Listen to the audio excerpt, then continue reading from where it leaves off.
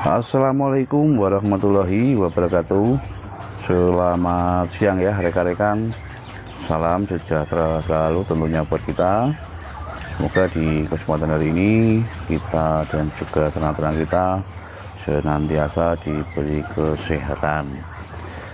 Di kesempatan hari ini untuk rekan-rekan semua ya, sesuai request dari salah satu rekan kemarin, kita akan membahas masalah ternak endok sistem pembesaran. Kebetulan untuk di kandang kita ini ya rekan-rekan, ada kandang khusus untuk pembesaran. Ini kita jadikan sebagai bibit atau calon-calon indukan maupun calon pejantan. Sekaligus juga untuk fungsi dari kandang yang satu ini ya rekan-rekan, itu kita jadikan sebagai kandang karantina untuk indukan-indukan yang habis mengerami.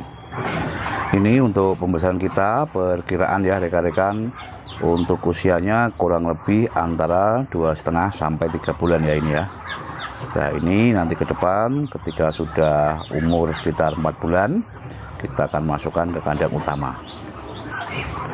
Di dalam ternak sistem pembesaran ini ya, ada dua versi menurut saya untuk masalah penjualannya. Biasanya ada yang beternak pembesaran panen di usia sekitar 2 bulan. Sistem ini fokusnya adalah mengejar masalah berat badan. Biasanya untuk pengepul ini berani ambil di kisaran bobot minimal sekitar 1,8 sampai 2 kilo. Nah di musim-musim seperti ini ya rekan-rekan, di momen yang mendekati lebaran ini, harga per kilonya relatif condong naik. Nah ini mungkin juga karena momennya tepat ya ini ya. Selain untuk harga endok-endok yang dewasa di kala momen seperti ini mengalami kenaikan. Hal ini adalah momen yang membahagiakan ya, terutama untuk rekan-rekan peternak yang berkecimpung atau yang fokus di dalam masalah ternak pembesaran. Untuk sistem yang kedua ya, itu adalah dengan sistem jual ekoran. Biasanya untuk penjualan ya itu di usia sekitar 3 sampai 4 bulan. Nah ini berbeda dengan sistem penjualan yang model kilon atau pedaging tadi ya. Yang kita utamakan di dalam sistem penjualan ekoran ini, yang terpenting adalah untuk endok, selain juga gemuk, itu untuk masalah bulu harus sudah nutup.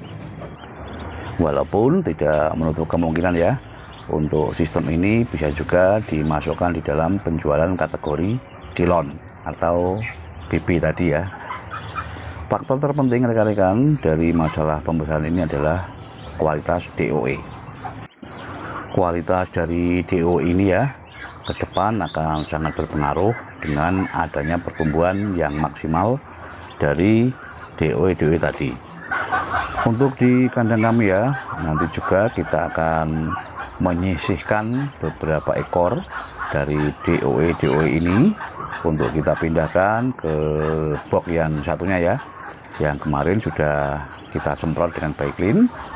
Untuk ke depan kita jadikan sebagai calon bibit-bibit untuk sirkulasi perputaran di kandang utama ini. Sebagai informasi ya untuk rekan-rekan semua, sebelum kita menjadikan box itu sebagai tempat DOE, alangkah lebih baiknya kalau kita membersihkan atau menyemprot dengan antisep untuk box yang akan kita gunakan nanti. Nah ini ya untuk penampakan box kita. Ini untuk panjang kurang lebih sekitar 2 meter ya, untuk lebar kurang lebih sekitar 70 cm. Dan perlu diperhatikan ya untuk rekan-rekan semua, bahwasanya untuk box ini harus kita bikin senyaman mungkin untuk DOE kita. Usahakan ya tadi untuk tinggi dari box itu minimal kurang lebih sekitar 50 cm. Dan untuk alasnya, alas dari box itu kita bikin dari kawat eram. Ini tujuannya adalah untuk kotoran-kotoran dari DOE tersebut bisa langsung jatuh ke bawah, dan juga untuk amoniaknya tidak naik ke atas. Apabila untuk tinggi box kita bikin tadi ya sekitar 50 cm. Sebagai informasi juga ya untuk rekan-rekan semua, bahwasanya ini adalah DOE kita untuk usia kurang lebih sekitar 1 minggu. Nah, di dalam usia yang masih rentan ini, untuk masalah kehangatan harus juga kita perhatikan. Selain itu, untuk masalah makan dan juga minumnya ya, harus senantiasa kita kasih untuk vitamin. Nah itu ya, kalau di kandang kami kita menggunakan jamu probiotik. Perlu diketahui juga ya untuk rekan-rekan semua, bahwasanya di kandang kami ini kita menggunakan penetasan alami atau dierami oleh indukannya, karena saya berkeyakinan bahwasanya untuk masalah ketahanan tubuh dari DOE yang dihasilkan itu lebih bagus untuk dierami secara alami daripada menggunakan mesin tetas. Menurut saya, faktor kehangatan dari pengeraman indukan ini akan sangat berbeda dengan mesin tetas, dan itu akan berpengaruh pada kualitas yang dihasilkan oleh DOE tersebut. Faktor terpenting dari ternak sistem pembesaran ini ya rekan-rekan adalah masalah perawatan. Masa rentan terhadap masalah penyakit ya di dalam ternak pembesaran ini itu dimulai ketika DOE dari umur 1 minggu sampai umur 3 minggu. Di masa-masa itu biasanya banyak sekali kendala-kendala yang harus kita hadapi. Untuk itu ya rekan-rekan, diperlukan perawatan yang ekstra ketika untuk DOE kita ini menginjak usia 1 sampai 3 minggu. Biasanya di dalam tenggang waktu tersebut banyak sekali kendala-kendala yang mulai bermunculan. Untuk itu, masalah perawatan harus senantiasa kita maksimalkan.